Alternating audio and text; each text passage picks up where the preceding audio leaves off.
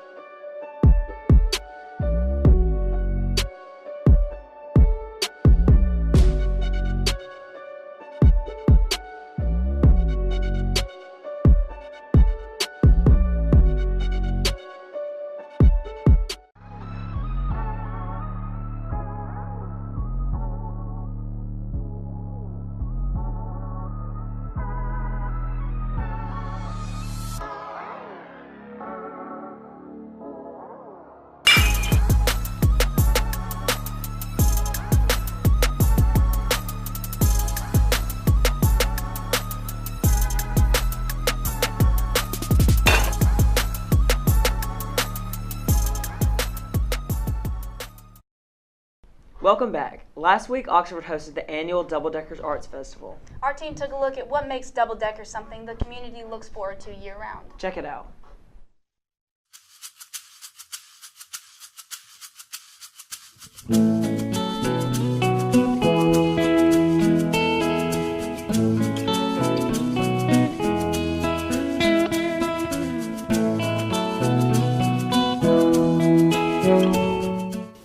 I am Leanne Stubbs, and I'm the Double Decker Coordinator here at Visit Oxford. Basically, I plan the festival start to finish. I usually start planning the festival right after mid-May, and then come August, we'll start discussing next year's festival. We'll start talking about the music lineup, getting sponsors. So I'm in charge of pretty much all of it up to the very, to the very end. We have a jury that selects the art vendors at Double Decker. A lot of people are not aware of that. It is a juried show, so it's judged, so not everybody that applies gets in. So we had almost 300 vendors apply this year, and we're able to invite 144. So that's something about my job that a lot of people don't know. It gets bigger and better every year, and getting to be the poster artist last year, like you really see some of the inside of it, and the people that run it, like Leanne Stubbs, I mean, she's amazing, and all the work that goes into it and how it kind of shapes Oxford almost as much as the university does. I feel like now that it's really grown, you just want to be out there and be a part of it, The festival started in 1996. It started in the bed of an old pickup truck. There were probably a handful of art vendors, maybe a few food vendors, and then local musicians from around. And since 1996 to 2019, we're in the 24th annual festival. We see over 65,000 people come throughout the weekend. We've got art, we've got music starting Friday night, which has not always been the case. And then Saturday, it's from 10 to 10, music, arts, food, and it's just, I've been doing it for 5 years. It's grown significantly. Our budget has grown significantly, and I think it's just because of it's a word of mouth festival. It's grown. People come back for reunions. Everybody in Oxford gets involved, and I think we have a little bit of everything for everybody. Everybody starts pulling up 6 or 7 in the morning, depending on what number booth you're in. You kind of have some camaraderie with who's next to you because they're struggling to get something done. They're in a hurry. You get to see those racers get done with the race and they start walking through. It's fun, and it's, early morning, and then those crowds start coming in and you're like, oh, it's just different. You get to see it really kind of come together. I think this year the community is very excited about the festival. I think every year everybody, it's something that people look forward to. It's really the first big event of the of the spring versus, instead of baseball, people bring their friends in town. They're looking forward to the music lineup every year. I think this year we've got probably a bigger music lineup than we've ever had, and so I think the town in itself is really excited about that. I've had emails from people, from all over saying, well, how can I get to see Jason Isbell and shovel some ropes? I'm like, well, it's free. You just show up. So we've gotten very positive feedback. I think the town likes it, and the surrounding areas. At Ole Miss is our stage sponsor, which they're also helping pay for the headliners. So we kind of go through a process. We at Visit Oxford, and we pick 5 people that we have on our list. They pick 5 people that are on their list, and then we kind of go through it and see who we can get. And it worked this year to where Jason Isbell was on theirs, he was on ours, and he wanted to come back to Oxford. It worked for his routing. That's always something that we have to, work around, is everybody, the musicians routing where they're going to be next. So I think he was excited to be here, and the students are excited, we're excited, and it's a big name to come to Oxford. It's definitely great for the economical impact for Oxford. I mean, hotels are full, or getting full. Their restaurants are packed. The stores, we're bringing 65,000 people here through the weekend to shop, eat, stay in our hotels, go, see our beautiful town. So I definitely think that is a big impact for Oxford. I think this year we've just, in other years as well, but art vendors, we're having more and more art vendors apply. We're having more food vendors apply. And just with our music budget increasing the last few years, we've been able to get some, bigger names to come to Oxford, and I think people are excited about that. and I know some people would disagree with this, but there's not that many venues on that kind of scale where you can sell your merchandise in one day. So that's a big deal. It's important. Goodness, I mean, this year, not that we've never had talent before, but there's some big talent coming to town this year. It's great for us as a community. I just like people here spending money too, because, you know, I'm part of this community, you know, I want that to happen. So I don't know if I could pick one thing. From art vendors to food vendors, they, you know, from the feedback that we get is they tell us we run it, it's smooth, it's run smoothly, we do a good job, we've done it for 24 years, so it is kind of like a, fine piece of art. We just, keep improving it every year, and we just get good feedback. And the art vendors, they want to come back. The food vendors want to come back, and musicians, they want to come. They're like, oh, we've heard great things about Oxford. We would love, we would love to make this work. So it's just word of mouth and hearing from other people. After this break, we'll look back at some outtakes from this season's show. Tuesday, April 16th, senior Madison Herons signed to compete with the inaugural girls powerlifting team at Blue Mountain College in Blue Mountain, Mississippi.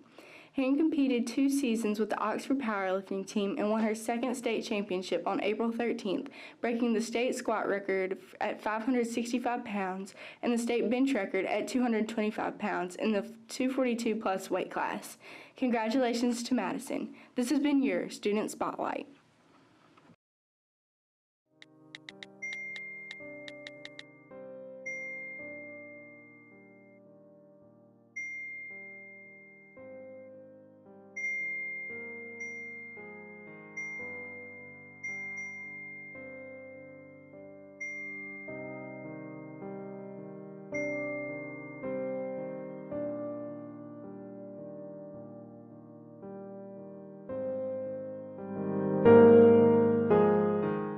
Here are some of our favorite outtakes from this season. Take a look.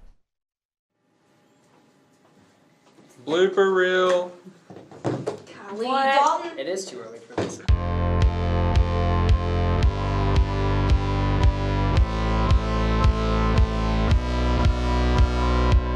Hey guys, I'm Layton. And I'm Sally Kate. And you're watching the Snooze. Broadcast for the student by the student. Now let's get into some Snooze news. Hey guys, I'm Cooper. And I'm Malaysia. Okay, go. No, your head's in the camera. This Justin. Some local news this Monday, March 25th. Cups on West Jackson Avenue made $1 for singular. $1. Well, that's didgeridoo.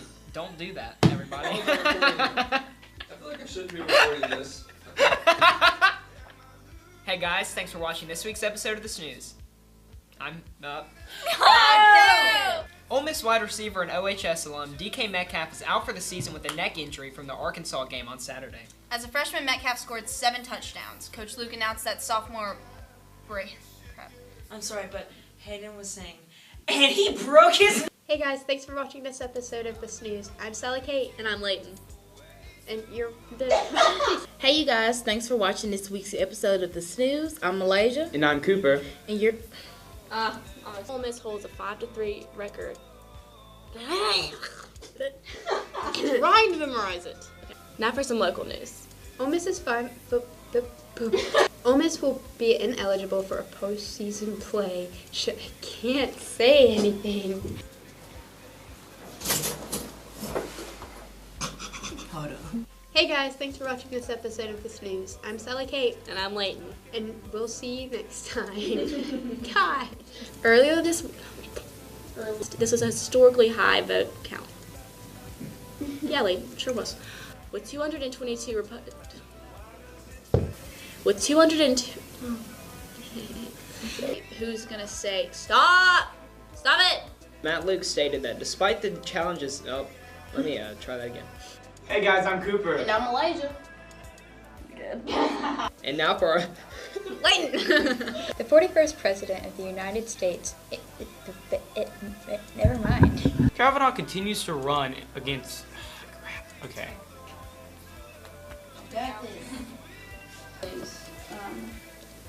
Got better? Yeah, just give it more personality. Coordinators. Okay. You rude. It's up for discussion. I'm open I'm just here. glad that y'all are even gonna. Don't T-pose behind the camera. That's going to make me laugh even more.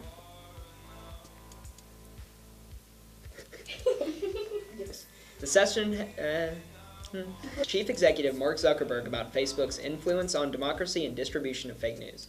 God dang it, it's false news. 7th, officials from 9 countries gathered in London to question Facebook's Chief Executive Mark Zuckerberg about it. About it. Another interesting topic: the social media.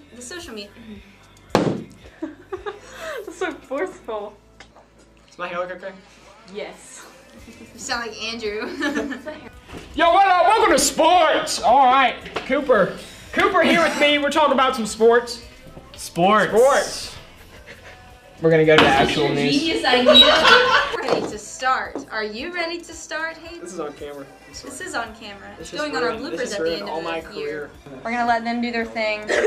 Hey guys, I'm Cooper and I'm a legend, and you're watching the Snooze, broadcast sports student by student. Let's get into some snooze. But we all have to be like happy and Like not snooze. like yeah, like woo, cheerleader. We had so much fun making this season of the Snooze, and we hope y'all enjoyed it as much as we did. Stay tuned for a big announcement coming soon. And for the last time, I'm Caroline. And I'm Hassel. Thanks for watching.